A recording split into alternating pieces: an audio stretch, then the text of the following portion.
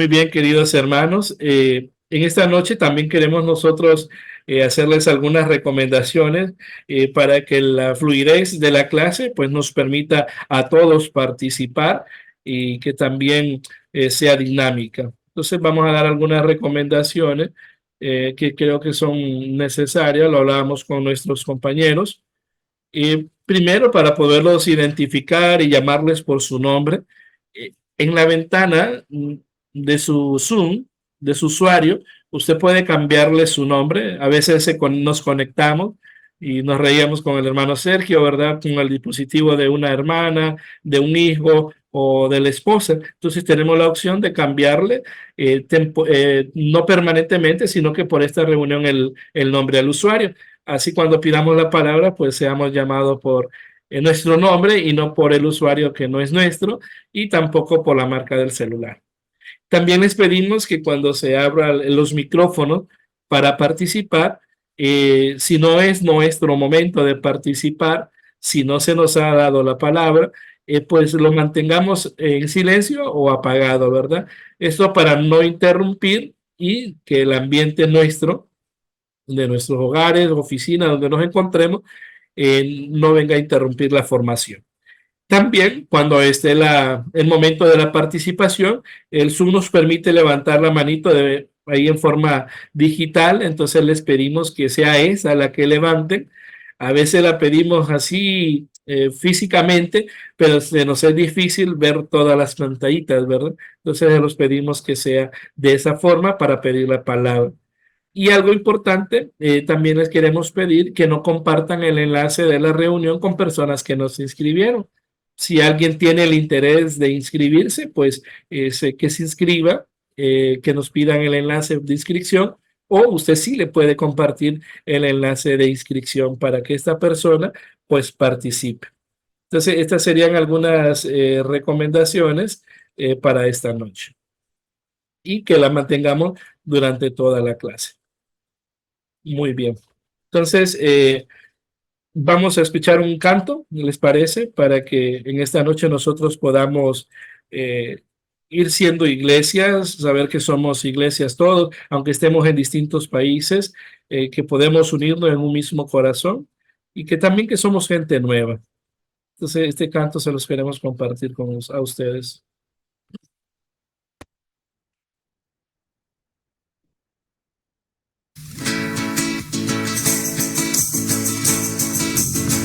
Somos gente nueva viviendo en unión, somos nueva semilla de liberación.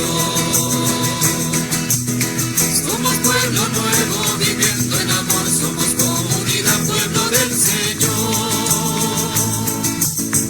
Voy a invitar a mis hermanos trabajadores, obreros, cosecheros, campesinos y otros más. Y juntos vamos celebrando la esperanza, nuestra lucha y la confianza de ser tierra, pan y paz. Somos gente nueva viviendo en unión, somos nueva semilla de liberación.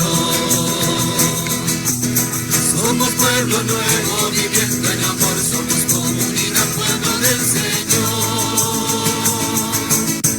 Vengan ustedes los que quieren que las cosas sean nuevas y tengamos una nueva sociedad. Hombres libres, por Cristo liberados, luchando todos juntos en la gran liberación. Somos gente nueva viviendo en unión, somos nueva semilla de liberación. Somos pueblo nuevo viviendo en amor, somos comunidad, pueblo del Señor.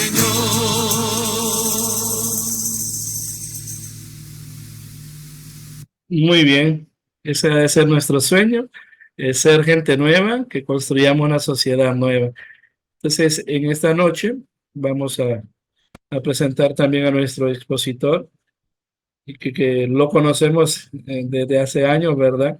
Y tenemos el agrado hoy de compartir con él y podemos dar fe, ¿verdad? Que tiene un gran testimonio, un sacerdote misionero y queremos presentárselos, queridos hermanos, y que espero que aprovechen toda la formación que él nos va a dar, todo el contenido. Voy a presentar su currículum para que podamos llevar también un poquito más de lectura. Él es el padre Henry Asterio Rodríguez Romero, 41 años de edad, tiene 9 años de haber sido ordenado sacerdote. Nació en la ciudad de San Pedro Sula, Honduras, Centroamérica, el 11 de marzo de 1982. Fue ordenado sacerdote el 26 de julio de 2014 en la arquidiócesis de San Pedro Sula. Pertenece a la Hermandad de Sacerdotes Operarios Diocesanos del Sagrado Corazón de Jesús, fundada en Tortosa, España, en 1883, y cuyo carisma es la formación sacerdotal, la promoción de las vocaciones y la educación cristiana de los jóvenes. Sus estudios son los siguientes: arquitecto por la Universidad de San Pedro Sula, Honduras, grado asociado en ciencias religiosas con énfasis en filosofía, es licenciado en teología fundamental, ambas por la Facultad de Ciencias Religiosas del Seminario Mayor Nuestra Señora de Suyapa, Honduras. También tiene un magíster en teología bíblica por la Universidad de Navarra, España. Aquí les detallamos algunos servicios pastorales. Es vicario de la parroquia Medalla Milagrosa en el tiempo 2014-2016 en Honduras. Formador del seminario Santiago Menor, Santiago Apóstol de la Arquidiócesis de San Pedro Sula en los años del 2016 al 2020, y también responsable de la Oficina de Pastoral Vocacional de la Diócesis de San Pedro Sula 2016 al 2020 en Honduras.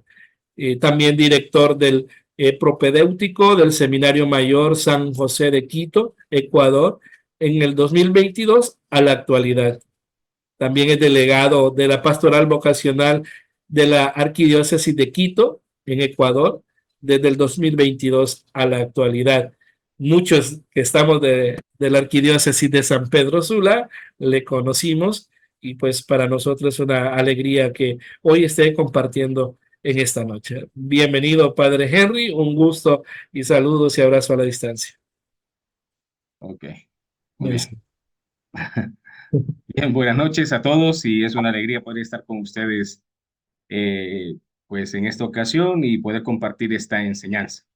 No sé si ya pues comenzamos la clase y no sé si puedo compartir también la pantalla. Sí, está disponible ahí para que comparta, pues. Perfecto, gracias.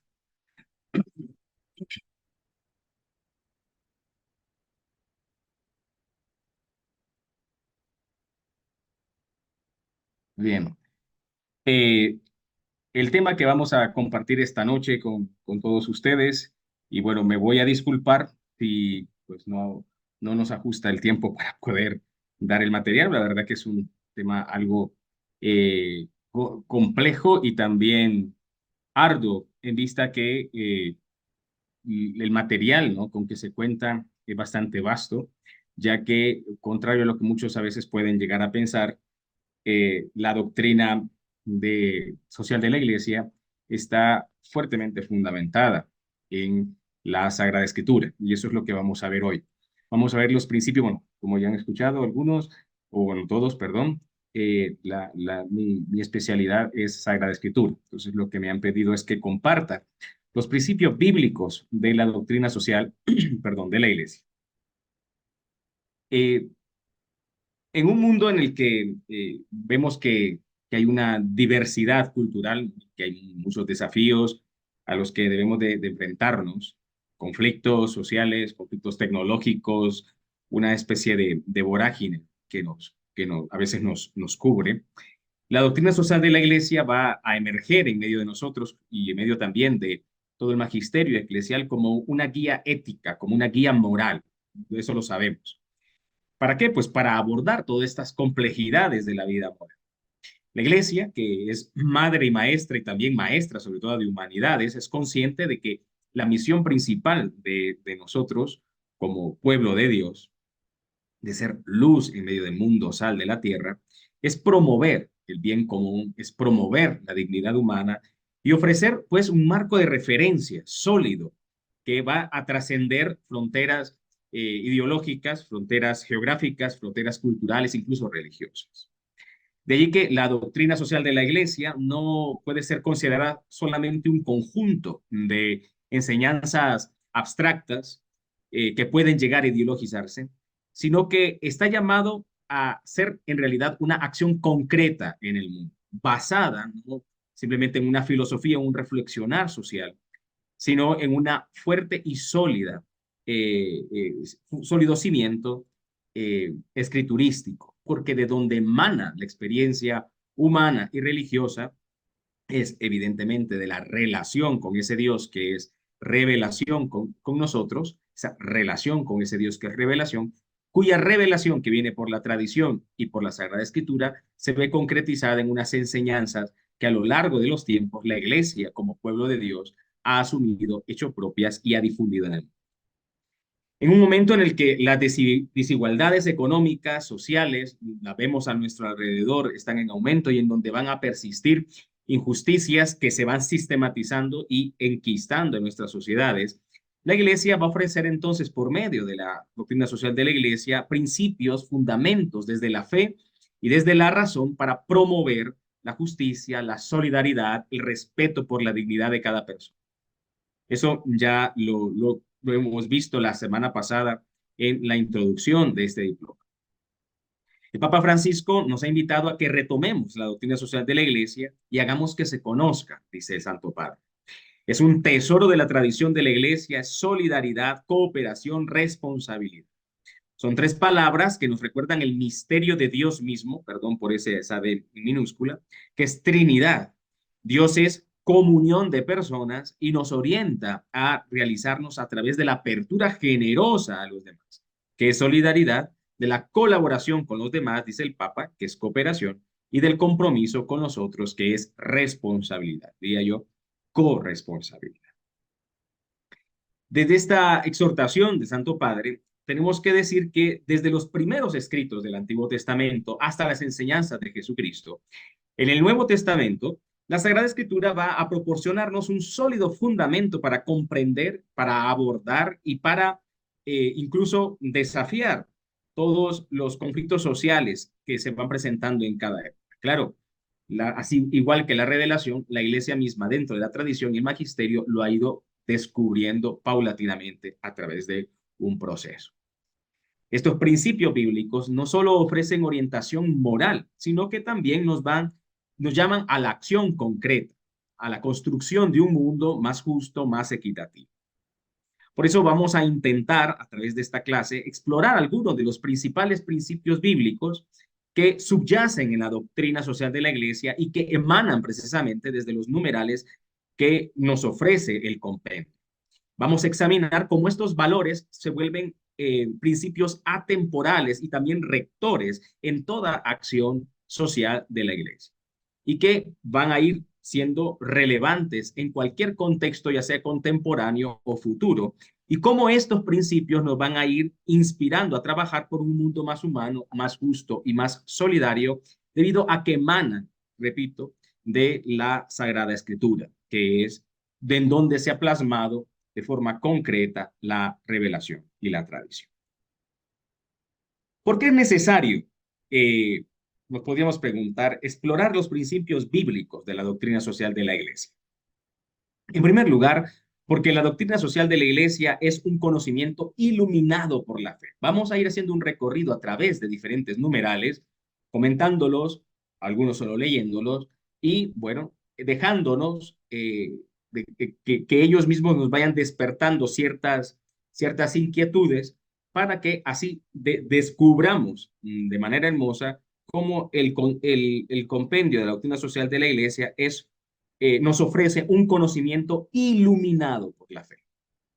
Dice el numeral 72 que la doctrina social de la Iglesia no ha sido pensada desde el principio como un sistema orgánico, sino que se ha formado en el curso del tiempo a través de las numerosas intervenciones del magisterio sobre temas sociales. Eso lo sabemos, la Rerum Novarum, que es la pionera de todo este reflexionar social, o al menos el pozo en donde confluyen las diferentes reflexiones que hasta entonces se habían hecho dentro y adintra y adextra de la iglesia desde el reflexionar teológico y magisterial frente a la problemática social, sobre todo de la revolución industrial.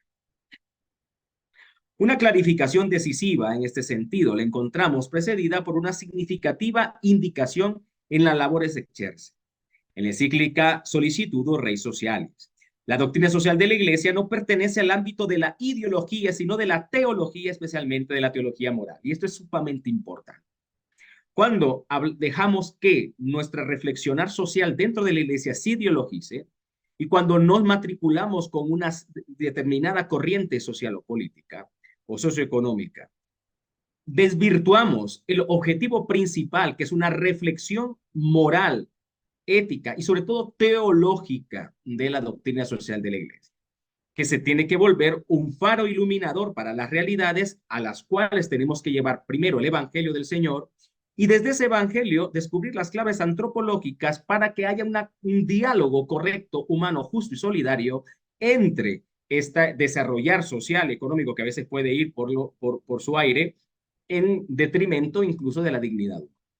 Por lo tanto, no pertenece al ámbito de la ideología, porque eso es reducirlo y contaminarlo. La doctrina social de la Iglesia tiene a la base una reflexión teológica y especialmente de la teología moral. No es un sistema ideológico, tampoco un sistema pragmático. Nosotros no podemos convertirnos, aunque dentro de la acción social de la Iglesia pueda haber un brazo exclusivamente comunitario, solidario, que puede convertirse en fundaciones o incluso ONGs, la acción social de la Iglesia no es simple y llanamente un atender o resolver problemas emergentes. Se trata de hacer presente el pensamiento, o mejor dicho, la voluntad de Dios y el pensamiento de Dios para el hombre en medio del mundo. De eso se trata. ¿Qué es lo que Dios ha pensado del hombre, del ser humano, de la sociedad, desde los principios de la dignidad humana, de la solidaridad, del bien común? Por lo tanto, no es un sistema ideológico pragmático y por eso es importante recobrar el principio bíblico, porque en el accionar y en el ir concretizando ciertas labores pastorales pueden hacernos perder el norte de dónde es que surge la acción social de la Iglesia. Surge precisamente de la teología y de la moral, no de ninguna ideología. Este sistema ideológico pragmático a veces tiende a definir y a componer las relaciones económicas, políticas, sociales sin una categoría propia. Es la cuidadosa formulación del resultado de una atenta reflexión, repito, la cuidadosa formulación del resultado de una atenta reflexión sobre las complejas realidades de la vida del hombre y de la sociedad en el contexto internacional, a la luz de la fe y de la tradición eclesial, importantísimo. A la luz de la fe, es decir, así como una reflexión bíblica tiene que tener como principio y como piso, como base, la analogía de la fe, es decir, que nada de lo que se reflexiona en torno a la Sagrada Escritura puede contradecir a la tradición eclesial. También la reflexión social debe de ir orientada por esta misma analogía de la fe. Todas las realidades de la sociedad deben de ir analizadas a la luz de la fe y de la tradición eclesial, no en contra de ella. El día que esto suceda, estamos ideologizados o ideologizándonos y estamos perdiendo el norte de lo que verdaderamente es la reflexión social. El objetivo principal de la doctrina social es interpretar esas realidades, examinando su conformidad o su diferencia con el Evangelio, con los principios que Jesús nos propone. Y lo que este Evangelio enseña acerca del hombre y su vocación terrena, que no es otra cosa que ser imagen y semejanza de Dios, hijo de Dios, a la vez trascendente para orientar en consecuencia la conducta cristiana. Porque como sabemos que el mundo no termina aquí, pero como queremos precisamente aspirar al cielo, hemos de hacer que los valores del reino y del cielo puedan ser instaurados en el aquí y el ahora. El numeral 32 dice que la doctrina social, por tanto, es de naturaleza teológica y específicamente teológica moral, ya que se trata de una doctrina que debe orientar la conducta de las personas, La doctrina social refleja, de hecho, tres niveles de la enseñanza. El teológico moral, que es un nivel fundante, es hacia orientar la conducta del hombre, no tanto a normarla, sino a orientarla, darle los principios que hagan que la moral no sea una camisa de fuerza, sino algo que surja desde un encuentro personal con el Señor. Porque hay que recordar que no se es cristiano por una decisión ética o moral, sino por el encuentro con un acontecimiento que cambia el horizonte de comprensión de nuestra vida y nos define de manera diferente el norte hacia nosotros, donde nosotros nos dirigimos. Es el que nos transforma, nos convierte, el que nos cambia la mente y el corazón. Por eso es el nivel fundante. ¿El nivel fundante de qué? De las motivaciones. Es decir, el por qué quiero ser y el para qué quiero ser diferente. Es el nivel directivo de las normas de la vida social porque la conducta, repito, no puede ser una camisa de fuerza, sino que debe nacer desde dentro. Y el nivel deliberativo de la conciencia que nos ayuda a tener una ecuanimidad entre lo que pensamos, decimos y terminamos haciendo. Es la llamada a mediar las normas objetivas y generales en las situaciones sociales concretas y particulares. La doctrina social, dice el numeral 74, halla su fundamento esencial entonces en la revelación bíblica y en la tradición de la iglesia. Esos son los fundamentos esenciales. La revelación bíblica y la tradición de la iglesia. No en las ideologías, ni tampoco en ninguna filosofía social. Es de esta fuente, la bíblica y la tradición eclesial, de donde viene, que viene de lo alto, de donde obtiene la inspiración y la luz para comprender, para juzgar y orientar la experiencia humana y la historia. Es de allí, de la Sagrada Escritura y de cómo la Iglesia comprende los principios rectores, de la conducta humana, de donde va a salir la orientación y la inspiración para comprender, juzgar y orientar todas las realidades que queremos iluminar.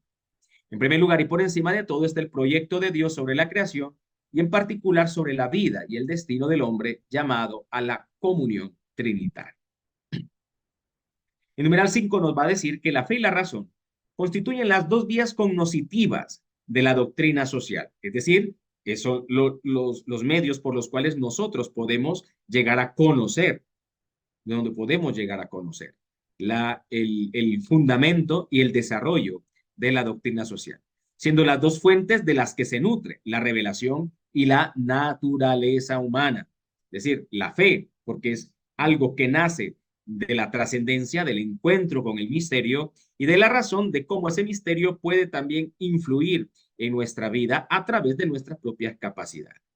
La revelación y la naturaleza humana.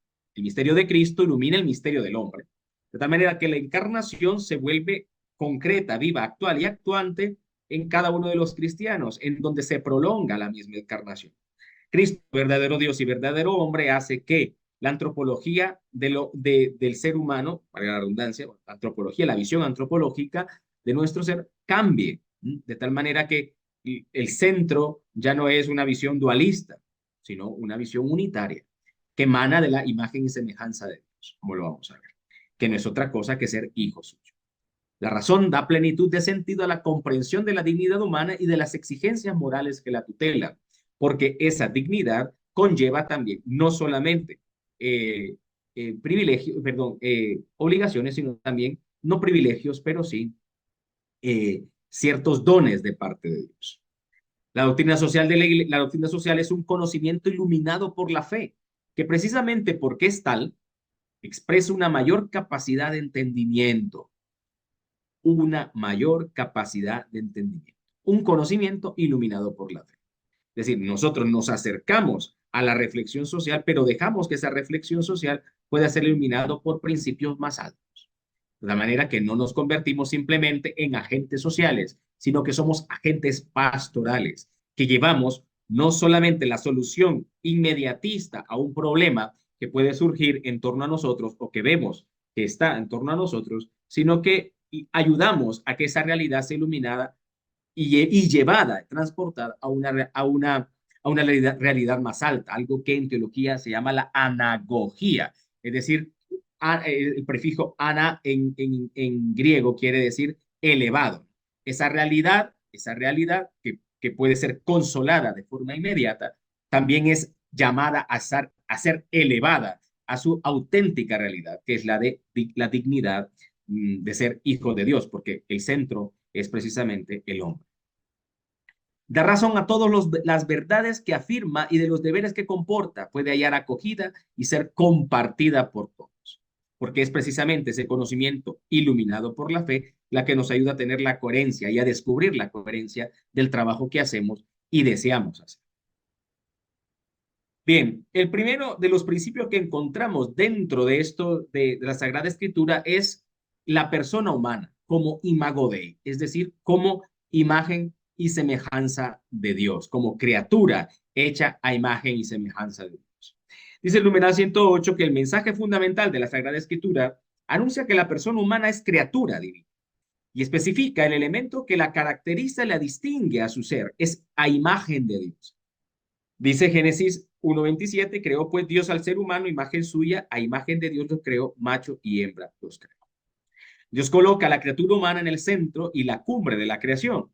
Al hombre, en hebreo, Adán, plasmado en la tierra, Hadamá. Ese es el término hebreo para hablar de tierra, que después va a ser utilizado para hablar de ser humano genérico, no de hombre, porque hombre y mujer se dice Ish en hebreo. Ish es hombre, varón, y Isha es mujer, ¿no? Porque Eva tampoco es mujer, Eva es madre de viviente.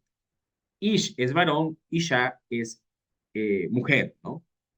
Por eso como no existe un equivalente, porque hombre sería hembra, pero como en español hembra lo utilizamos para los animales, pues a nosotros, los que hablamos castellanos, nos suena un poquito mal. Nos suena como, y como que entre mujer y hombre, como hombre lo utilizamos para varón. Por eso muchas de las traducciones van a hablar de varón y varona, porque es como el equivalente más directo en torno a la morfología en hebreo, ¿no? Ish, Isha, lo único que la diferencia es una letra. De ahí que por haber sido hechos a imagen y semejanza de Dios, el ser humano, el Adán, tiene la dignidad de la persona. No es solamente algo, eso quiere decir que es persona, no es un objeto, es persona porque es alguien. Contiene una personalidad y esa personalidad está compuesta por la coparticipación con las virtudes divinas, ¿no? Que es tener razón y voluntad. Miren dónde me pongo la mano. Razón en la cabeza para conocer el bien y voluntad, corazón, para amar el bien conocido. Hay que entender que corazón para el hebreo no es esta caricatura, ¿no? De una especie de esto que hacemos nosotros, que dibujamos para San Valentín, ¿no? Y que como que fueran dos alitas. Ese no es el corazón. Ni tampoco tiene que ver con nada romántico. El corazón para el hebreo es el centro de la voluntad, el lugar en donde se toman las decisiones para orientar las acciones. Por lo tanto, el corazón es el lugar en donde se ama aquello que se conoce. Por lo tanto, de la sintonía entre la razón y la voluntad está la ética y la moral, la coherencia de vida. El ser humano tiene la dignidad de persona. No es solamente algo, sino alguien, repito. Es capaz de conocerse, de poseerse y de darse. Y esto es sumamente importante porque es la capacidad de conocerse, de poseerse y de darse lo que le invita a poder entrar en sintonía con el otro. Porque al conocerse, al poseerse y el darse, el hombre es capaz de trascender. El hombre es capaz de salir al encuentro del otro. Si usted coloca, por lo general, a un animal, pongamos un perrito, frente a un espejo, lo que va a hacer el perrito es ladrar, porque va a pensar que el otro, el que está, el reflejo que tiene enfrente, es otro perro.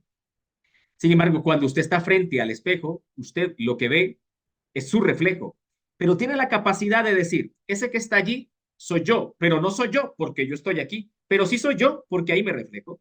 Es decir, yo tengo la capacidad de salir de mí, yo salgo de mí y me puedo posicionar desde afuera y verme.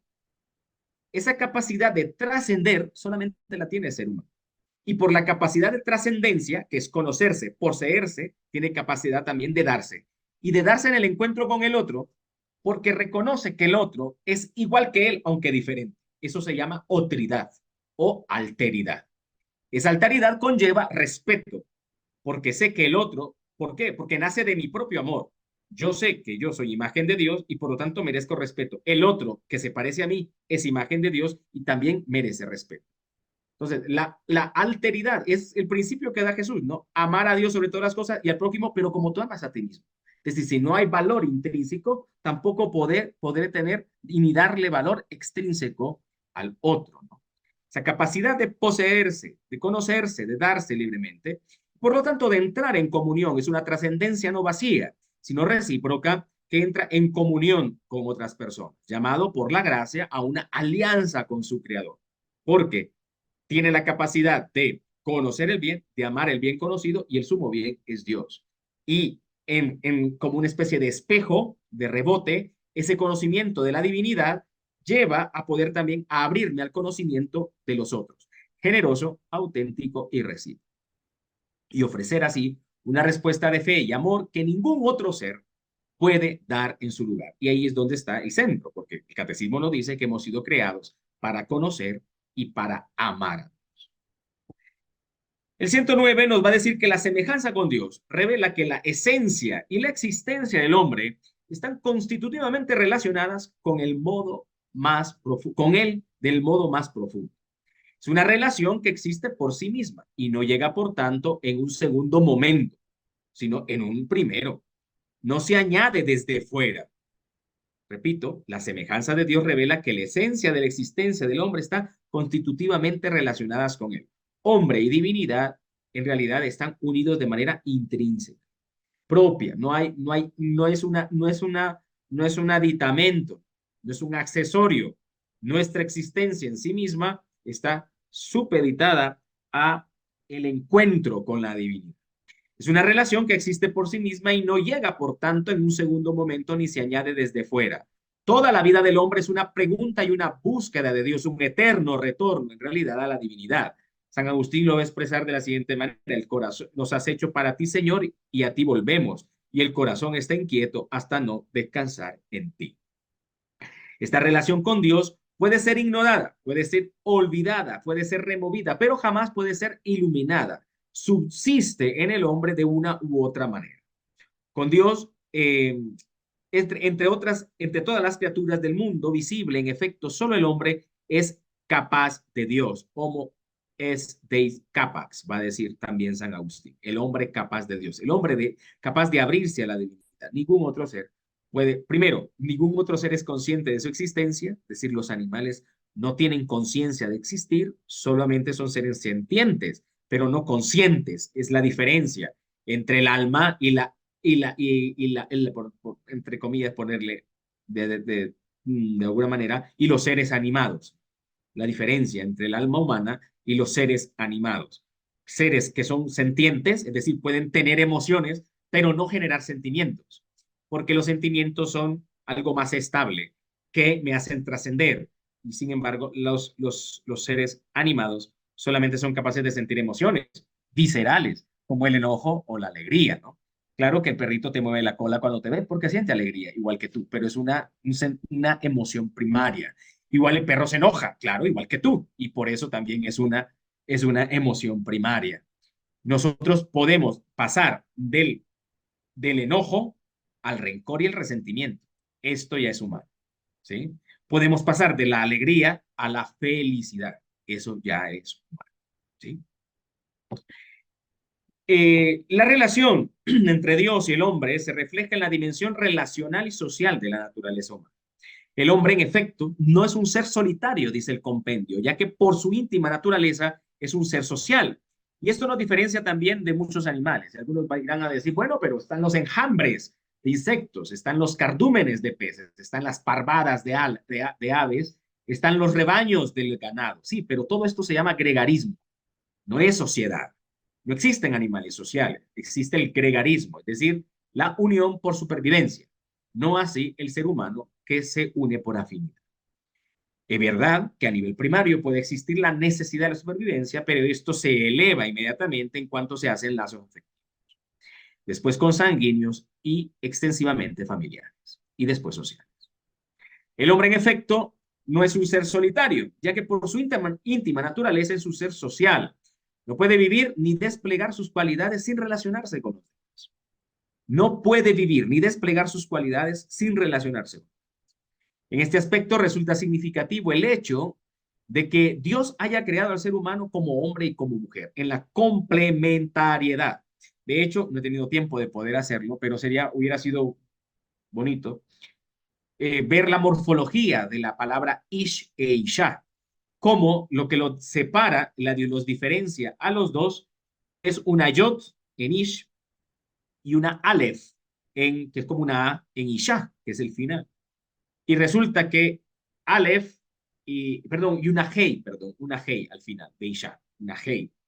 Y entonces resulta que cuando uno le quita lo que es diferente a cada uno, las dos letritas que lo diferencian, porque de ahí, de las tres letras que cada uno tiene, pues solamente lo diferencian dos, ¿no? Cuando uno lo quita y lo junta, una yod y una hei es la palabra yah. Y yah es la abreviatura de Yahvé. Y resulta que cuando uno junta esas dos y al ser la abreviatura, quiere decir que Dios se separó, ¿no? Para el hebreo, y puso algo de sí mismo en el hombre y en la mujer, ¿no? Complementarios. No puso lo mismo. Dios se dividió y se distribuyó en el hombre y en la mujer, desde la misma, es la concepción del hebreo, la complementariedad. Dios que al crear al hombre y a la mujer, Dios que puede crear un ser humano de la nada, solo con un hombre y una mujer juntos puede volver a crear uno. Y esto es hermoso, ¿no? Verlo como la complementariedad del hombre y de la mujer se abre a una nueva vida. Dios que distribuye su poder creador en las dos semillas creacionales que solo un hombre y una mujer poseen por sí mismos y juntos pueden abrirse una nueva vida. Repito, es muy significativo, ¿no? Como dice el compendio, que Dios los haya creado al ser humano como hombre y como mujer. Qué elocuente es la insatisfacción de la que es víctima la vida del hombre en el Edén cuando su única referencia es el mundo vegetal y animal. Solo la aparición de la mujer, es decir, de un ser de carne y hueso como él, es que en quien vive igualmente el espíritu creador puede satisfacerle al ser humano la exigencia de diálogo interpersonal, de apertura, ¿no? Que es vital para la existencia humana.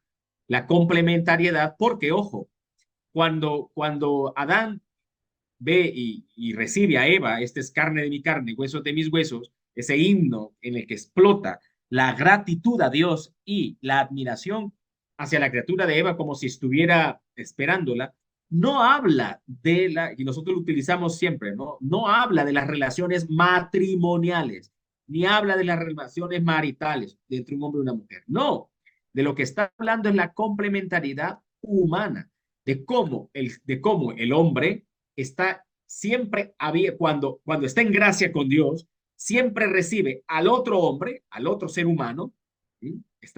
Como recibe siempre al otro ser humano como si fuera un regalo esperado, un regalo esperado. Y vamos a ver la situación de pecado. En cuanto llega la fractura, esa mujer que me diste, se rompe no solo la relación con la divinidad, sino se rompe la relación con el otro. El hombre y la mujer tienen la misma dignidad, son de igual valor, no solo porque ambos en su diversidad son imagen de Dios, sino más profundamente aún porque el dinamismo de la reciprocidad que anima el nosotros de la pareja humana es imagen de Dios, desde el misterio trinitario, ¿no? Dios es relacionalidad al interior de su divinidad, ¿no? Padre, Hijo y Espíritu Santo. En la relación de la comunión recíproca, el hombre y la mujer se realizan profundamente a sí mismos, reencontrándose como personas a través del don sincero de sí. El hombre no puede reconocer que es un yo si antes no ha tenido un tú. Para tener la riqueza del yo, tiene que tener la apertura al tú y viceversa, ¿sí? Y viceversa. Para reconocer la riqueza interior, ha de reconocer en apertura la riqueza del otro y viceversa.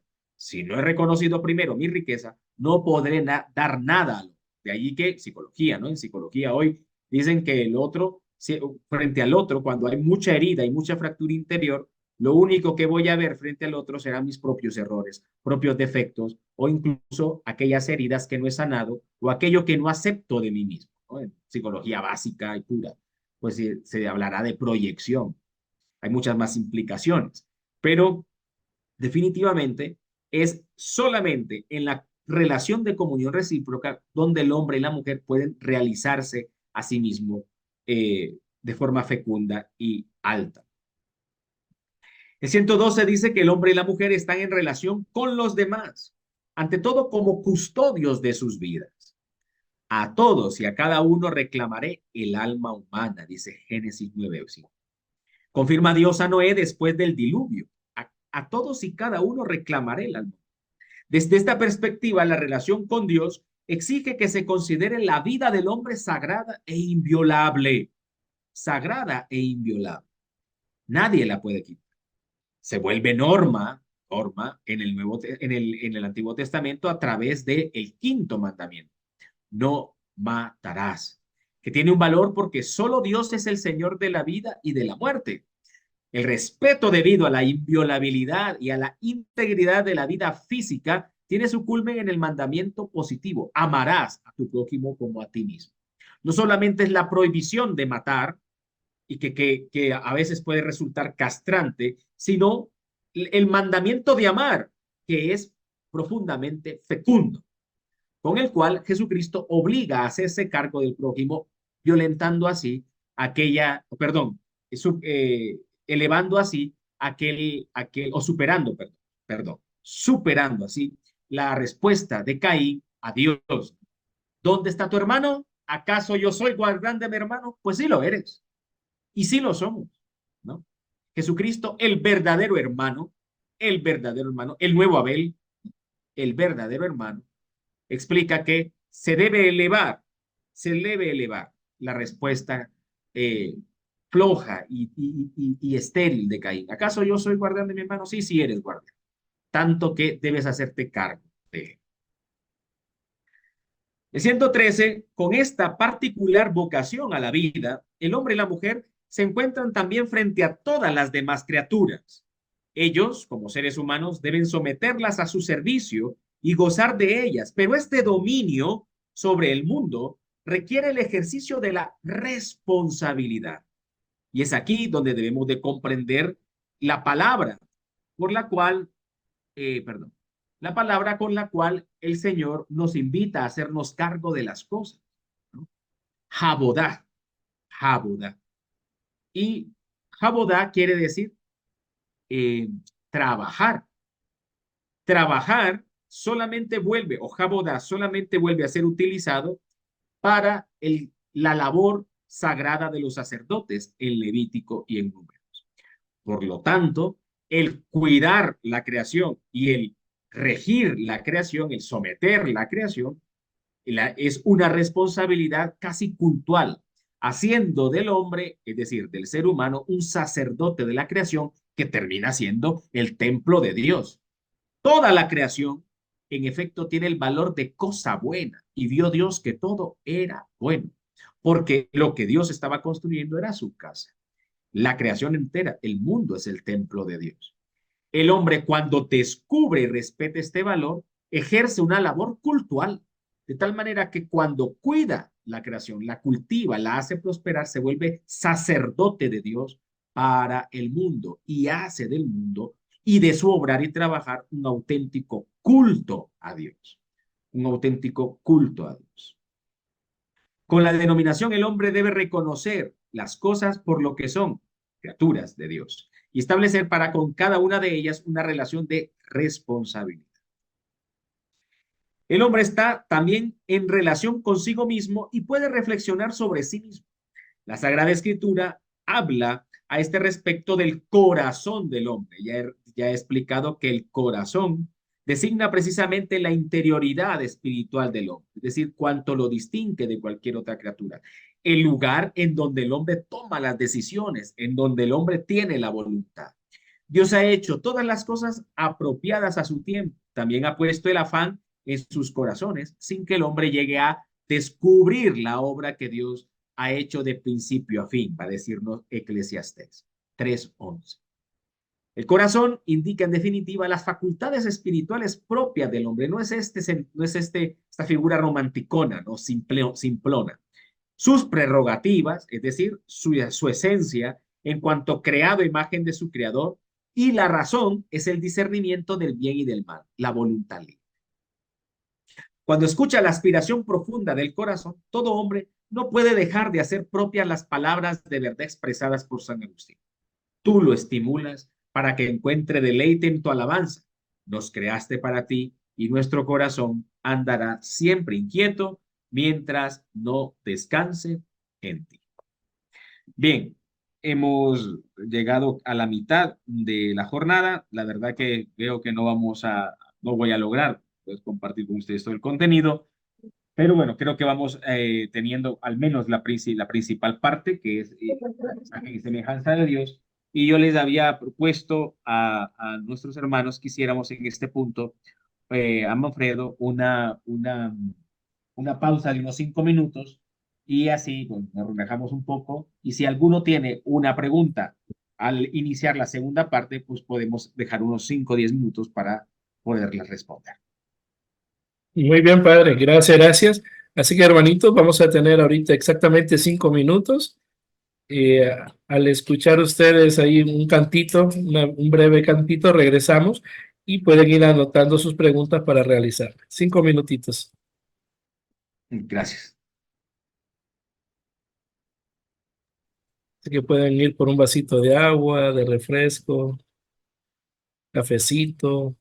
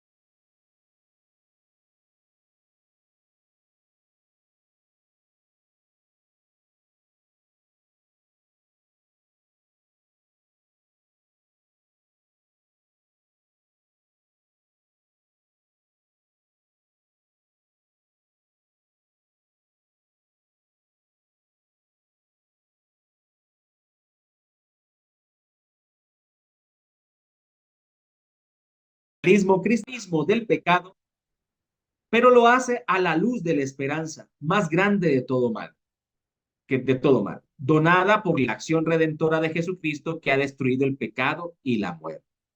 El realismo del cristiano entonces hace un equilibrio entre las dos realidades, entre la realidad del pecado y la realidad de la oferta de salvación de Dios. En él, el Señor ha reconciliado al hombre consigo mismo. Cristo, imagen de Dios, es aquel que ilumina plenamente y lleva a cumplimiento la imagen y semejanza divina en cada uno de nosotros. La palabra que se hizo hombre en Jesucristo es desde siempre la vida y la luz del hombre, luz que ilumina a todo hombre. Dios quiere que el único mediador, Jesucristo su Hijo, la salvación de todos los hombres, Jesús, es al mismo tiempo Hijo de Dios y el nuevo Adán, es decir, el ser humano nuevo. Cristo, el nuevo Adán, es la misma revelación del misterio del Padre y de su amor. Este manifiesta plenamente el amor de Dios al hombre, al propio hombre, y le descubre la sublimidad de su vocación. En él, Dios nos predestinó a redescubrir la imagen de su Hijo para que fuera él el primogénito entre muchos hermanos. De tal manera que solamente en Jesucristo podemos llegar a descubrir el auténtico equilibrio entre las realidades de pecado que al hombre lo rodea y la realidad de la gracia ofrecida por Dios. Una realidad que no solamente lleva a transformar de manera cosmética esas realidades heridas por el pecado, sino que comienzan por la transformación del hombre, porque es Cristo, nuevo Adán, el que nos da una nueva coordenada existencial. Y desde esta nueva coordenada existencial podemos transformar no solo la propia realidad, sino la realidad que nos rodea. La realidad nueva que Jesucristo ofrece no se injerta en la naturaleza humana, no se le añade desde fuera de forma cosmética como si fuera una barnizadita, sino que es aquella realidad de comunión con el Dios trinitario, hacia la que los hombres están desde siempre orientados en lo profundo de su ser. gracias a su semejanza creatural con Dios, imagen y semejanza. Pero se trata también de una realidad que los hombres no pueden alcanzar con las solas fuerzas. Por lo tanto, necesitamos la gracia y la mediación de Jesús, cuya realidad y presencia después de la resurrección y ascensión es el Espíritu. El Espíritu de Jesucristo, Hijo de Dios encarnado, en la cual esta realidad de comunión ha sido ya realizada de manera singular, es decir, única, solo en nosotros, en los seres humanos. En el Espíritu somos acogidos como hijos de Dios y al devolvernos esa filiación divina por medio de Jesucristo, participamos de la naturaleza divina que nos regala de manera, se nos regala de manera infinita de lo que podemos pensar o pedir.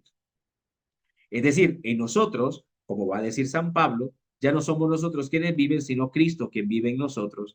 Y desde ahí, para mí, el vivir es Cristo, va a decir el apóstol. Lo que los hombres ya han recibido no es sino una prueba, una prenda, es decir, un anticipo, una prenda, así como cuando empeñamos algo, un anticipo de lo que se obtendrá completamente solo en la presencia de Dios. Desde aquí ahora podemos ya vivirlo, como esa tensión entre el ya, porque Jesucristo lo ha ofrecido, pero el todavía no, porque no está en plenitud. De esta manera, solo en la presencia de Dios, cuando lo veamos cara a cara, podemos alcanzar la altura verdadera del hombre perfecto. Una prenda de la vida eterna es lo que tenemos aquí. Esta es la vida eterna, que te conozcan a ti, el único Dios verdadero, y a tu enviado Jesucristo, va a decir Juan 17:3. En el 123 se nos recuerda que esta universalidad de la esperanza cristiana, del saber que aunque de forma imperfecta podemos ya degustar este pedacito de cielo en la tierra a través de nuestro bautismo y del ejercicio de nuestro ser cristiano, nos impulsa esto a saber que hay algo más. Y por eso dice que la universalidad de la esperanza cristiana incluye, además de los hombres y las mujeres de todos los pueblos, también el cielo y la tierra. Isaías 45:8 nos da un anticipo precisamente de esta esperanza a que la realidad de pecado que hoy vemos a nuestro alrededor va a ser transformada, porque el fin del mundo no significa destrucción, sino transformación. Destilad cielos como rocío de lo alto, derramad nubes la victoria, ábrase la tierra y produzcan salvación y germine juntamente la justicia. Yo Yahvé lo he creado. Según el Nuevo Testamento, en efecto, la creación entera, junto con toda la humanidad, están también a la espera del redentor. Va a decir incluso con gemidos y dolores como de parto, va a decir San Pablo a los romanos. La humanidad entera y la misma creación aguarda llena de esperanza ser liberada de la corrupción. Esta realidad de trascendencia es lo que de verdad nos tiene que ayudar a nosotros como pivote central en nuestra reflexión social. No todas las realidades heridas por el pecado van a poder ser solucionadas. No todas las realidades, no vamos a poder llegar pastoralmente y de forma social también a todas las realidades. Pero lo que sí puede llegar a transformar esas realidades es el Evangelio. Y aunque debemos aspirar a que hayan manifestaciones concretas, tangibles, que podamos tocar y que puedan de verdad cambiar ciertas estructuras de pecado y de injusticia a través de la solidaridad del encuentro, sabemos que estas no agotan la acción pastoral social, porque todo lo que nosotros hacemos tiene un derrotero mayor, más alto, más grande, hacia donde llevamos el alma humana, no solamente a ayudarle a comer aquí en la tierra, sino un día a sentarse a la mesa celestial. Claro, no tenemos que caer en la dualidad de sufre ahora y disfruta mañana, ¿no? Hay que sufrirlo todo aquí como en este valle de lágrimas para que un día te consueles en el cielo. No podemos llegar ahí. Tenemos que hacer de que el cielo se deguste ahora mismo, que podemos también ayudar por medio del amor que nosotros llevamos en nombre de Jesucristo a los hermanos a través de la pastoral social, confrontando directamente a estas realidades de injusticia y de pecado, pero sabemos que este no es el final y sabemos que este no es el punto de cierre de nuestra acción, sino que lo que queremos hacer es que estas almas que se sienten consoladas, animadas y amadas a través de la acción social, miren y abran su perspectiva de vida, ¿no?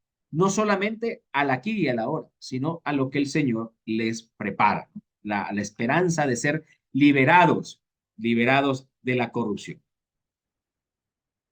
Bien, y el tercer punto con el que creo que vamos a terminar es la acción liberadora de la acción social de Dios en la historia, ¿no? Cómo esta palabra de liberación está muy arraigada, ¿no? En la acción social de la iglesia. Pero ¿en torno a qué? ¿En torno a qué y en qué se basa? Pues se basa en que Dios es no solo el creador de la humanidad, sino el libertador de su pueblo, ¿no? Esta connotación es la primera que el pueblo experimenta, y la experimenta desde Moisés, cuyo acontecimiento fundamental y fundante es la Pascua, la liberación de la esclavitud a la libertad. El segundo y más pleno es Jesús, de la muerte a la vida. Y nosotros somos las manos y los pies, la voz de Jesús en este tiempo de la historia, para que esa liberación siga siendo concreta, actuante, viva y eficaz. Repito, la acción liberadora de Dios en la historia de Israel. El primer punto que vamos a ver es cómo esta acción liberadora se da desde la cercanía gratuita de Dios. Miramos este mapa panorámico de la historia de la salvación y esa liberación de Dios se manifiesta en una especie de recuperación o retorno del reino perdido. Vemos el reino modelo, que es la creación, ¿no? El Edén. Edén en hebreo quiere decir deleite, Dios que se deleite en su creación. Ese reino perdido tras la caída del pecado. El reino prometido a los patriarcas. El reino parcialmente conseguido a través de el éxodo, la entrada y la conquista a la tierra prometida, luego la institución de una monarquía, ¿no? Ese reino parcialmente conseguido. Perdido en una bifurcación de los dos reinos, el reino de Israel del norte, el reino de Judá del sur, un reino profetizado porque tras la monarquía fallar hay un exilio del pueblo, se van a Babilonia, los llevan esclavos, y comienza todo el anuncio profético. El anuncio profético dentro de la Biblia está marcado fuertemente por el acontecimiento del exilio, porque lo que están profetizando los profetas, valga la redundancia, los nabíes, como se dice en hebreo, profeta, es la recuperación de este reino, pero ya no un reino de manera histórica, como lo habíamos visto con la monarquía, sino de un reino escatológico. Un reino que se impulsa al final de la historia. Por lo tanto, el reino profetizado se cumple con el reino presente durante la vida terrena de Jesús. Y luego, tras la ascensión, la resurrección y la ascensión, en un reino proclamado por la iglesia, en espera del reino perfecto en la parucía. Esta visión de reino, esta visión de panorámica de la historia, es la que nos pone en perspectiva de qué tipo de liberación es la que nos ofrece el Señor. La liberación de dejar de ser esclavos y poseedores del reino, porque el anuncio de Jesús es el anuncio del reino de Dios. Dice el numeral 20. Cualquier experiencia religiosa auténtica en toda tradición cultural comporta una intuición del misterio que no pocas veces logra captar algún rasgo del rostro de Dios. Dios aparece por una parte como origen de lo que es, como presencia que garantiza a los hombres socialmente organizados las condiciones fundamentales de vida, poniendo a su disposición los bienes necesarios.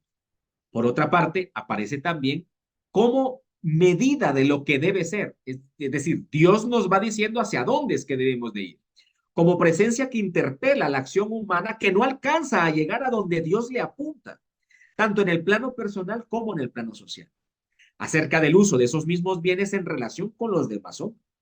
En toda experiencia religiosa, por tanto, se revelan como elementos importantes tanto la dimensión del regalo, el don, y la gratuidad captada como algo que subyace a la experiencia que la persona humana hace de su existir, junto con los demás en el mundo, como las persecuciones, repercusiones de esta dimensión sobre la conciencia del hombre que se siente interpelado a administrar convivial y responsablemente, es decir, en comunidad, aquel don que ha recibido, que es la vida y lo que le rodea.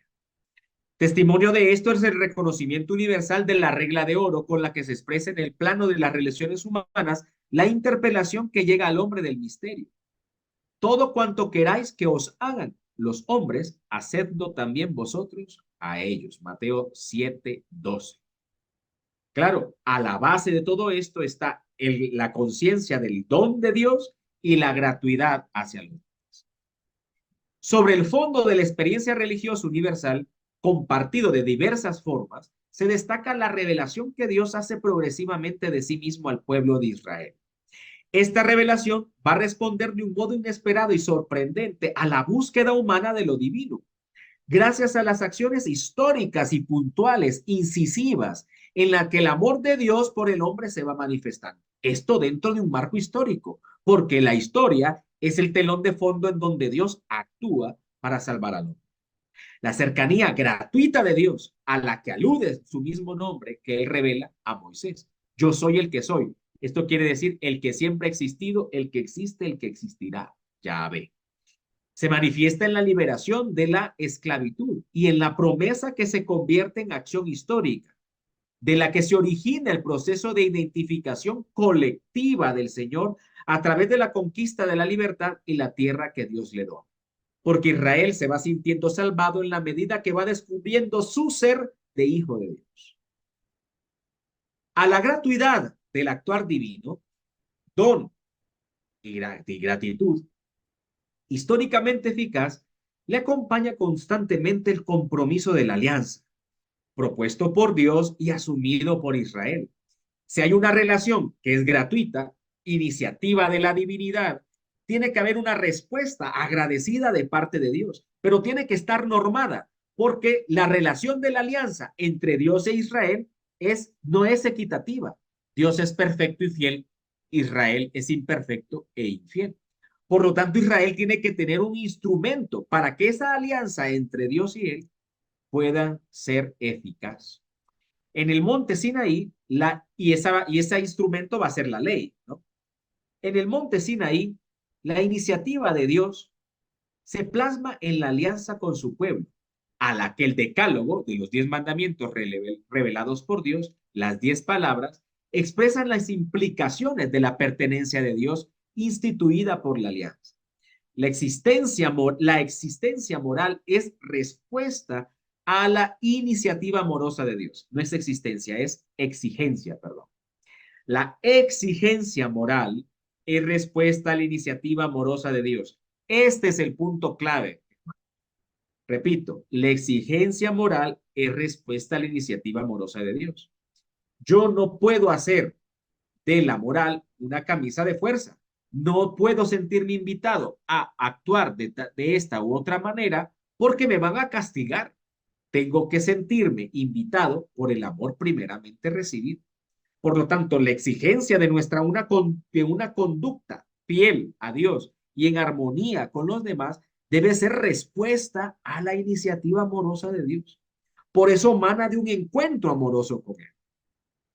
Es entonces como una especie de reconocimiento. El comportamiento normado no es una camisa de fuerza, sino el reconocimiento como homenaje a Dios y culto de acción de gracia. Eso es hacia donde aspira la doctrina social de la Iglesia. Ayudarle a entender a la humanidad de que su buen obrar y su buen hacer no pueden nacer de la obligatoriedad, sino de la respuesta agradecida a un Dios que nos libera. Por lo tanto, este buen obrar y este buen hacer es cooperación con el designio que Dios se propone en la historia, hacer presente, vivo y eficaz su reino. Los 10 mandamientos que constituyen un extraordinario camino,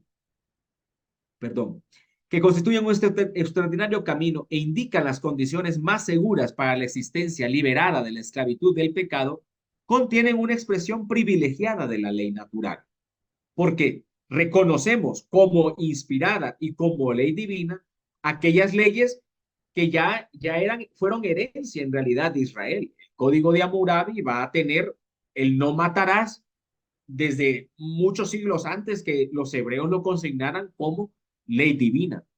No necesitábamos que nos lo dijera Dios. Ya el hombre en el corazón tenía esa expresión privilegiada de la ley natural, una luz intrínseca por ser imagen y semejanza de Dios, de que matar rompía algo clave para él.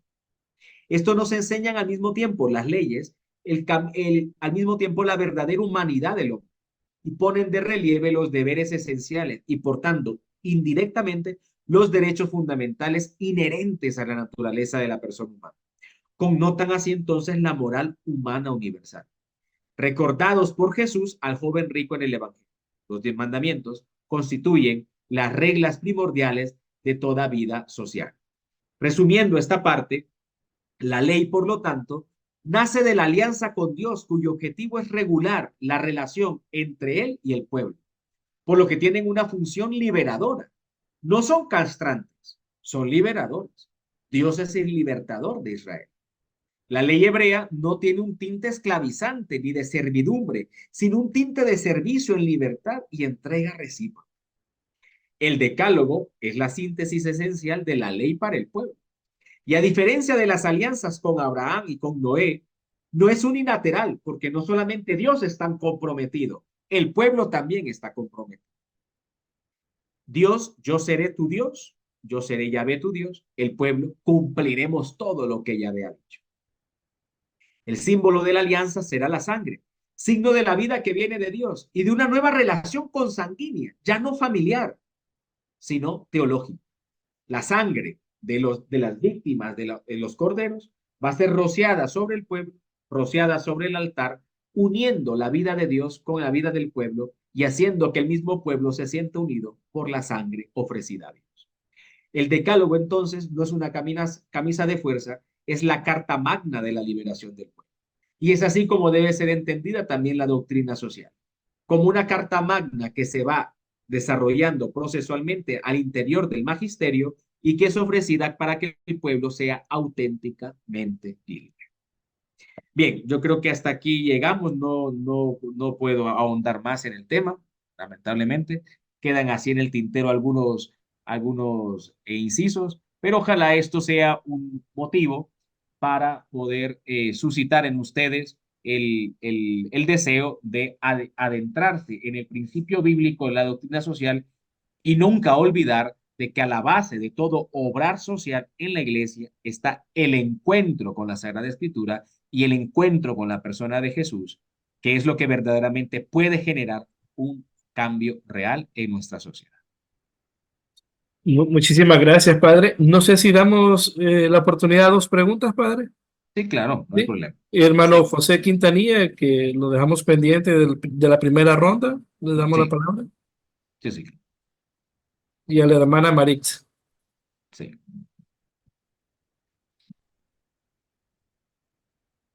Bueno, hermana Marixa, vamos con usted. Active el micrófono, por favor, hermana. Ahorita se los habilito, perdón, se me había escapado. Ahorita se los habilito. Ahí está. Active el micrófono, hermana, por favor. Vamos a darle la palabra primero al hermano José y luego a usted, hermana Marixa. Hermano José. Saludos, Saludos, Padre hermano. y también a Manfredo Fajardo. Saludos a todos los hermanos y hermanas que están en esta conferencia sobre fuentes de la doctrina social de la Iglesia. Paz y bien a ustedes. El hermano Francisco, tengo entendido, preguntaba por ahí sobre Monseñor Romero. Yo también soy salvadoreño y creo tenerle una respuesta en 4 versos de mi poema Destellos de Libertad, que le escribí en su momento a Monseñor Romero.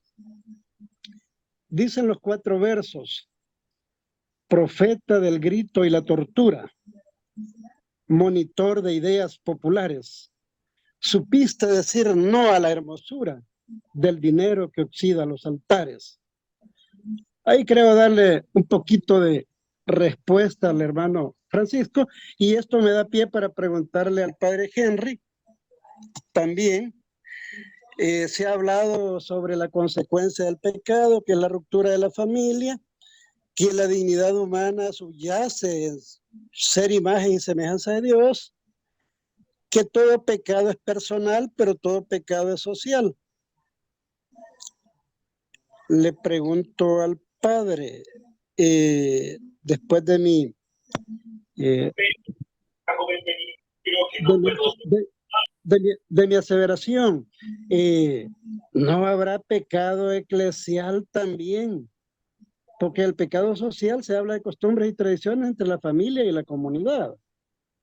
¿No habrá pecado o qué opinas sobre el accionar de sacerdotes y obispos que le dan el cuerpo de Cristo a políticos que únicamente llegan a la iglesia, a la fiesta patronal más importante, y no se les exige los requisitos que se les impone a los feligreses permanentes, que son pobres y de casi invisibilidad popular en la sociedad? Bien. Padre. Claro que sí, no se preocupe. Bien, en primer lugar, claro que hay pecado eclesial, ¿no? Cuando hablamos del pecado social, la iglesia es un órgano social, la iglesia es un órgano comunitario, es decir, no nos excluimos, ¿no? Cuando hablamos del pecado institucional, también, obviamente que la iglesia es santa por el Espíritu Santo que nos lleva y por su fundador, que es Jesucristo, y porque co- lleva consigo, ¿no? la impronta del Espíritu Santo, pero está constituida por pecadores, ¿no? Está constituida por pecadores, que somos nosotros, ¿no? Entonces, claro, que existen errores, ¿no? Y en multiplicidad de circunstancias históricas eh, en las cuales la iglesia ha incurrido en errores, pues se ha pedido perdón, ¿no? Ya sea a nivel local, a nivel universal. Claro que puede existir. Ahora, en lo que usted está diciendo no hay pecado. Precisamente en lo que usted asevera, no hay pecado. ¿Por qué no hay pecado? Porque nadie dentro de la iglesia, nadie, ningún ministro, tiene el derecho de negar la comunión si alguien se levanta. Tenemos la obligación de exhortar a toda la feligresía por igual, incluidos los políticos y otros, eh, personas que pueden tener realidades de pecado, ¿no? Eh, la coherencia de vida y, por supuesto, la vida en gracia. Pero cuando alguien se levanta en la iglesia y se acerca a recibir la comunión, nadie tiene el derecho, ningún sacerdote tiene el derecho de poder negarle la comunión a ningún feligrés. Y el feligrés tiene el derecho de exigir que se le dé la comunión, porque cuando alguien le niega la comunión a otro a nivel litúrgico, entonces lo declara pecador público. Y eso es penado por el derecho canónico y el mismo sacerdote puede ser suspendido si se le niega la comunión a alguien. Ahora, es obligación y deber del sacerdote que le ha dado la comunión a alguien cuyo pecado es público, poder exhortarle de manera privada a que su vida pueda ser coherente o que, bueno, si hay una realidad que es sabida por todos, ¿verdad? Y que no puede ser, pues que se abstenga, pero de manera privada. Ahora, es derecho también de la persona que es exhortada a asumir o no asumir la recomendación del sacerdote. Entonces, nadie nadie, ni un obispo puede negarle la comunión a ningún feligrés que se levante. Nadie puede llegar incluso en estado de ebriedad. No pueden negarle la comunión. Ahora, tiene la obligación de irle a decir, llevarle a algún momento a un espacio privado, a decirle, miren, no se puede, no se debe. Más que no se puede, no se debe, por estas razones. Si es que el pecado es flagrante y público, que son muy pocas las realidades que pueden tacharse de público y de flagrante, ¿no? Entonces, eh, eso es muy delicado, es decir, no se puede caer en el juicio litúrgico sobre la acción de un pastor que le da la comunión a una persona a la que la sociedad considera pecador. Es muy peligroso, es muy temerario y muy peligroso tratar de tener esa perspectiva, ¿verdad? No se debe. En un pastor no se debe hacer, ¿verdad? Puede haber la recomendación y todos los fieles por igual, todo aquel que no sea clérigo es fiel, laico, está exigido y está bajo las mismas exigencias, pero cada uno es diferente que la conciencia de cada persona le dicte un actuar distinto. Si alguien en su humildad y en su sentido cabal de ser cristiano se siente interpelado por las limitaciones sacramentales y a sí mismo se limita y dice, yo no me voy a levantar, pues no se levanta. Pero si, por ejemplo, una persona que no esté casada, ¿no? Por el rito católico, y todo el mundo lo sabe, pero esa persona se levanta y va a recibir la comunión y se me presenta, yo como sacerdote tengo la obligación de dársela. Ahora, después también tengo la obligación de ir y decirle, mire, hermanito, hermanita, por esta y esta circunstancia le recomendaría que no. No. Entonces, pero nadie puede reclamarme a mí el que usted, padre, le ha dado la comunión a una persona divorciada. ¿Cómo es posible? Nadie puede hacerlo, porque mi obligación frente a un fiel que se me presenta en la Eucaristía es darle la comunión. Otra cosa es que cada uno haga con su conciencia lo que le parezca, ¿no? Gracias, padre, por la explicación. Creo que estamos claros. Hermana Marixa de Fernández. Gracias. Padre Henry, muy buenas noches. Bendiciones. Amén. Lo felicito, el tema ha estado excelentísimo, pero yo tengo una pequeña duda, que usted me explique, por favor, un poco el pecado personal y el pecado social, de acuerdo a los designios de Dios, que estamos malísimos con estas palabras de practicar la justicia, la libertad y la paz, por favor. Pero no comprendo cuál es el punto. ¿Cuál es el punto de la aclaración? No entiendo. Que nosotros no practicamos la justicia, ni la libertad, ni la paz. O sea, para que de verdad nosotros estemos hablando del pecado personal y el pecado social,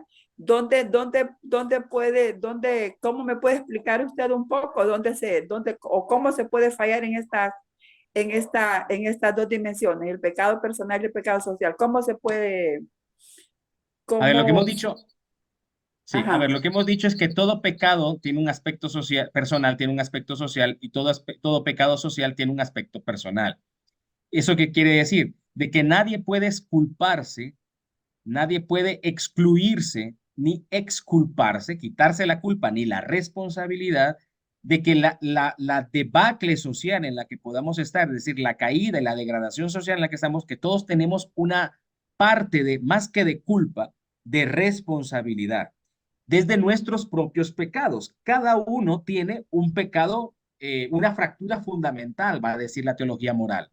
Todos tenemos una fractura fundamental. Algunos será la pereza, el otro será la gula, el otro será la ira, el otro será un cóctel de todas ellas, el otro será la lujuria, el otro tendrá un vicio. Pero cada uno de nosotros, entonces, nadie puede decir, no, pero si mi único pecado es que soy perezoso y me quedo durmiendo. ¿Qué culpa tengo yo de que el político allá esté robando? pues también tienes responsabilidad.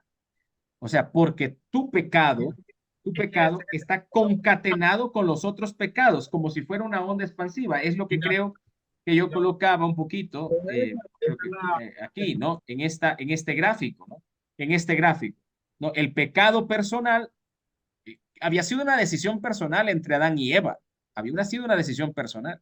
Pero ese pecado permea como si fuera una especie de gotera, ¿no? Que que traspasa el techo de nuestra vida. Y entonces lo que yo he hecho en secreto, lo que yo he hecho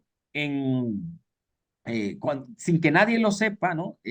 A espaldas de todos, detrás de una puerta, pues también tiene repercusiones en las otras áreas de mi vida, porque el pecado es como esa especie de agua que se cuela por todos lados y nos hace naufragar. Entonces yo que nadie sabe mi pecado, solamente yo lo tengo escondidito allí y bien abrazadito y peinadito, pues resulta que después hay circunstancias por donde el pecado explota y me expone. A lo mejor no de la situación en sí en la que estoy fallando porque yo la tengo bien atada y amarrada, pero son otras, ¿no? Porque mi incoherencia de vida siempre golpea la coherencia de vida de los demás y la desestructura, y entonces golpea mi realidad familiar y golpea luego esa realidad familiar, que es la célula fundamental de toda sociedad, a la comunidad entera. Y esa suma de comunidades conforman el poder y la autoridad que se le dona al Estado y a las instituciones, de tal manera que las malas costumbres personales se transmiten a las familiares y las malas costumbres familiares contaminan las sanas tradiciones y costumbres de una sociedad. Y luego esos miembros de esa sociedad contaminada y quebrada son los que los mismos se autogestionan y gobiernan a esa sociedad fracturada. Y entonces vuelve desde el Estado como ley injusta o como tratamiento injusto o como faltas a la moral y la corrupción y acciones de corrupción son devueltas al pecado personal. Entonces el pecado personal es un boomerang que yo tiro al mundo y cuando llega a ser estatal e institucional se me devuelve. ¿Me doy a entender? De tal manera que esa cadena de mal, que es como una onda expansiva, yo tengo que ser consciente de ella para no excluirme del mal, para no ser yo solamente el que juzga desde fuera, sino también saberme parte del problema para volverme parte de la solución, ¿no? Gracias, padre. Excelente. Bien explicado, gracias. Muy bien. Gracias, hermana Marixa. Terminamos con David Reyes. Ahí disculpen, pero por tiempo vamos a darle la palabra a David y No hay cerramos. problema. No hay problema. Padre, buenas noches. Buenas noches, Saludos a bendiciones. todos. Padre, pues, bueno, la pregunta, pues, no creo, pues, no sé, me aclaré algo. ¿Cuáles son los riesgos de no entender la teología moral en la doctrina social de la iglesia? Me explico. Pues ya nos estaba usted ayudando con el tema de los principios bíblicos, pero si no tenemos clara la teología moral, podemos caer en ese juicio o en ese juicio moralista, digámoslo así, que nos va a llevar a distorsionar todo la doctrina social de la iglesia. No, discúlpeme, pero no, ¿cómo así? No ¿No? le... A no ver, le termino digamos, de- desde su experiencia, digamos, ¿cuáles son los riesgos que se pueden presentar en una comunidad o nosotros los laicos en no entender la teología moral? ¿Sí? Distorsionar la teología moral, ¿cómo afectaría la doctrina social de la iglesia? A ver, la teología, pero, a ver, lo primero es comprender qué es teología moral, Sí, ¿verdad? Para entender qué es teología moral, ¿no? Eh, a qué responde la teología moral? Es una reflexión desde la fe del comportamiento humano, ¿verdad? Es una reflexión desde la fe y desde los principios del evangelio del comportamiento humano. Entonces, cuando nosotros entendemos de qué es esa reflexión nos lleva a poder, y primero, teniendo como centro a Dios y teniendo como modelo a Jesucristo, que es la concreción de Dios en el hombre, entonces sabremos de que todo nuestro comportamiento tiene que responder a llegar a la altura del hombre perfecto, ¿sí? A la altura del hombre perfecto.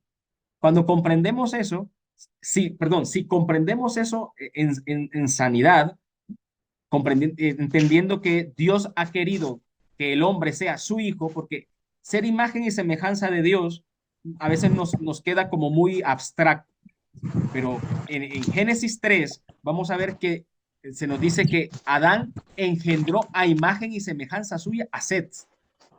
Es decir, que solamente se es imagen y semejanza de Dios cuando reconocemos nuestra filiación divina, cuando sabemos que ese es hijo de Dios. Y cuando ese hijo de Dios también tiene otros hermanos que también son hijos de Dios igual. Entonces, la teología, y que no tenemos un código de comportamiento que nos lleva a poder, que nos tiene que llevar a parecernos a ese hijo, ¿no? Eso es teología moral. Entonces, cuando usted me dice qué repercusiones podría tener, bueno, sesgar la doctrina social de la iglesia a simplemente actos de filantropía, actos de altruismo, actos meramente ¿cómo podríamos decir? No patrocinar, de auspiciar, ¿no? Necesidades, de solucionar circunstancias emergentes o de hacer nuestras luchas que de por sí pueden llegar a lo que decíamos al principio, ¿no? Llevar a ideologizarnos o a matricularnos con ciertas corrientes, cuando estas corrientes pueden ser iluminadoras para nosotros, pueden ser también puntos de reflexión y de debate, de diálogo, pero no pueden marcar el horizonte de nuestro accionar pastoral, porque como decía, el inicio es parecernos a Jesús y ser las manos de Jesucristo para consolar al mundo y para hacer presente desde aquí y ahora el reino de Dios. Pero nuestro destino es llevar a esas almas que consolamos y ayudamos a la meta final, ¿no? No solo es el consuelo inmediatista, sino también abrirles la perspectiva de una vida más amplia, que es la vida de Jesús. Entonces, cuando nos olvidamos de eso, cuando no tenemos en cuenta que es teología y que es reflexión de las realidades de la fe, podemos quedarnos, lo que podemos hacer es limitar la acción social y a veces agotarla en algo hacia lo que, ¿cómo podría explicarlo? Que puede ayudar a mover la acción social, pero no es su norte, ¿sí? No es el norte, no es el norte. Solamente puede ser un empuje, puede ser un dinamismo, puede ser un auxilio, pero no el norte. La meta final de la doctrina social es llevar al hombre a vivir realidades liberadas y liberadas desde el reino de Dios, viviendo los principios y viviendo los valores del reino, ayudándole a sentir el consuelo y la cercanía de ese Dios en su propia historia. No sé si respondo a tu pregunta. Sí, sí, padre, perfecto. No, no, muchas gracias, muy claro y le agradezco porque nos da muchas bases para esos principios bíblicos de la doctrina social de la iglesia. Muchas gracias. Gracias, David. Gracias, hermanísimos. Le agradecemos por su presencia. Padre, ha sido un gusto escucharle. Gracias por ese recorrido que nos ha traído. Alfredo, Sí, perdón, buenas noches. sí, hermano. Hay una intervención que quisiera yo tener que me parece, Breve, hermano, por favor. sí, nada más. Es que algo que mencionaste, padre, hace un momento, digo, y con todo respeto, ¿no? No, claro. Y creo que es muy delicado lo que mencionaste sobre que no se le puede negar la comunión a nadie. Yo ahorita tengo aquí frente a mí, ¿verdad? En internet, lo que dice el Código de Derecho Canónico en el Canon 915, cuando dice no deben ser admitidos a la Sagrada Comunión los excomulgados y los que están en entredicho después de la imposición o declaración de la pena, y los que obstinadamente persisten en un manifiesto pecado grave. ¿Sí? Sí, contumaz. Y después, en un artículo del padre Joe Griffiths de Kentucky, un artículo que él hace, dice por ahí, refiriéndose a esto, podría involucrar el pecado público, a diferencia del pecado privado. Un ejemplo de pecado público podría estar en un área de mafiosos o pandilleros que a menudo disparan para matar a otros miembros de la pandilla y es bien conocido en la comunidad Sí. que son miembros e instigadores de tal grupo. En tal caso público, el ministro puede tener que rechazar la comunión basándose en un escándalo público. Público, Es sí. una situación pública bien conocida. Sí. Entonces, hago el comentario porque tú decías, es que no puede en ese momento negarlo, ¿sí? Pero si la comunidad conoce la realidad y es sí. motivo de escándalo, entonces eso Sí. también se tiene que evitar. Claro, a ver, vuelvo y repito. Dentro de los males se hace el menor. Dentro de los males se hace el menor. Porque lo que usted está planteando son casos, son situaciones casuísticas, ¿no? Entonces, cuando me refiero al punto, al ejemplo que colocaba el señor, que no sé quién era, con respecto a los políticos, ¿no? Los militares o un corrupto, qué sé yo, ¿no? Entonces, eh, ¿cuál es el escándalo mayor? Que resulta que se levanta el político en medio de todo el mundo y el obispo está, y se le coloca y el obispo le niega la comunión y se hace el conflicto en medio de todo esto. ¿Qué gana? ¿Qué es lo que ganamos? Sensacionalismo. ¿Qué es lo que ganamos? Es decir, es lo que usted está colocando, porque usted está yéndose al derecho canónico, que evidentemente es una norma, ¿no? Y no contradice lo que yo he dicho, para nada, porque cuando usted habla de excomulgados, usted habla de pecado público en general, ¿qué es lo que sabe el pueblo? Porque hay que ir a cada caso, es decir, él está robando, todo el mundo sabe que está robando, está en juicio, lo han denunciado, se le ha sentenciado, está en la cárcel por eso, todo el mundo lo sabe, sí, todo el mundo lo sabe, pero es casi como un poquito irrisorio. Se va a levantar el que tiene las pruebas y entonces se le va a ir a colocar delante al obispo para decir, mire, usted no le puede dar la comunión a este hombre porque este hombre, aquí están las pruebas de que ha robado al erario público. Me doy a entender. Es decir, el ejemplo que me ha dado él, la persona que me preguntó, el hermano que me preguntó, el ejemplo que me ha dado es muy, ¿cómo puedo decir? Muy difícil, o sea, es muy complicado, muy complejo. Y lo he dicho ya ahorita con el ejemplo de la persona que está divorciada. Todo el mundo sabe que está divorciada, todo el mundo sabe que no está casada, todo el mundo puede saber de que es pecadora pública, que puede ser una prostituta y viene y qué escándalo, ¿no? Una prostituta ha llegado aquí todo el mundo sabe que es la dueña de la casa de citas, ¿no? Pero ¿y cómo el padre le va a dar? Sí, pero es que no puedo negársela en ese momento porque voy a causar más escándalo negándosela que dándosela. Ahora, mi obligación como pastor de almas, que es lo consecuente, es que después de habérsela dado, porque no se la puedo negar en ese momento, es ir y hablar con esa persona. Igual ya sea que yo como obispo, como sacerdote, como párroco, sepa la realidad de esta persona y entonces venga y hable con ella y le diga en privado. Pero declararlo pecador público es mayor el escándalo de la declaración de pecador público que el bien que le hago yo a las demás almas, porque aquí lo que es estoy procurando la salvación del alma del pecador que está frente a mí y de los que están alrededor. ¿Qué gano yo haciendo un acto de este sensacionalismo? Salvo que sea una situación muy flagrante, pero son casos muy extremos, no el caso que el hermano me ha expuesto. El alcalde, que es todo el mundo que se ha robado como 5 millones de no sé qué. Pero bueno, ¿y el hombre está en juicio o no está en juicio? ¿Qué pruebas tengo? Es muy complejo esa realidad. Desde la parte legalista, que es la que usted me está colocando. Sí, digo, Porque usted me coloca el derecho canónico, claro, sí, están las normas. Y por eso, y las normas en cuanto a la exigencia, ¿sí? Pero es la exigencia para todo cristiano, ¿no? Porque él también me decía, bueno, ¿por qué no se les pide lo mismo a ellos que a los demás? A todos se nos pide lo mismo. No es solamente a la gente pobre, ¿no?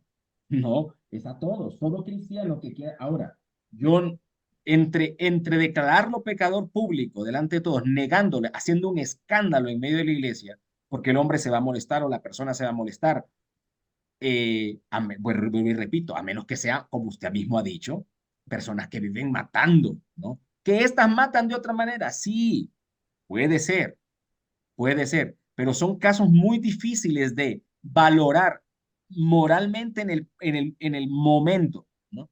Muy difíciles. Yo hablé desde el caso que él me planteó, ¿no? Que son casos que ponen en un aprieto muy difícil al pastor que está. Entonces, lo que no estoy de acuerdo es en el señalamiento del obispo o del sacerdote como cómplice silente del pecado social, que esa es la aseveración que se hace de forma velada o directa a veces en contra del clero, incluso diciéndome él que es un pecado de la iglesia darle la comunión. Entonces hay que entender por qué muchos nos podemos decantar por la misericordia del Papa Francisco para unas cosas, pero nos inclinamos la balanza para otras en otras circunstancias, ¿no? Entonces tenemos que ser equitativos en la manera y también coherentes con este discurso de misericordia, ¿no? Entonces, a veces puede ser que estas personas que se están acercando a la comunión le haga yo mayor bien al alma, dándole la comunión y luego instruyéndola, porque ya el simple hecho de querer acercarse a la comunión puede ser un atisbo de esa persona del deseo de conversión. Puede ser un atisbo y no solamente el cumplimiento social. Pero mi deber como pastor es después tener un segundo momento de plática con esta persona. Pero lo que cada quien, repito, y termino con lo que le dije la vez anterior, lo que cada quien haga con su conciencia, eso es problema de cada uno y sobre todo un asunto entre él y Dios. Yo como pastor he de procurar buscar el bien del alma y curarlo No. y después intentar pues orientar esa conciencia. Sí. Sí, Gracias, yo padre. hacía el comentario, perdón, hacía el comentario Sí, porque, sí. o malentendí que tú decías que en ningún caso, ¿sí? Que en ningún caso se puede en ese momento, ¿no? Y pensaba yo, Mire, incluso me ha yo soy tocado, formador de sacerdotes. Yo soy me, formador de sacerdotes. me haya- Y legalmente, canónicamente, lo que usted acaba de decir, usted está en lo correcto. La aplicación pastoral del canon es muy difícil. La sí, aplicación pastoral del canon que usted acaba de citar es muy difícil. por eso Es hago muy el difícil. comentario, porque Y, es algo muy y delicado. podemos ser denunciados. Mire, podemos ser denunciados legalmente, civilmente, por negarle la comunión a alguien.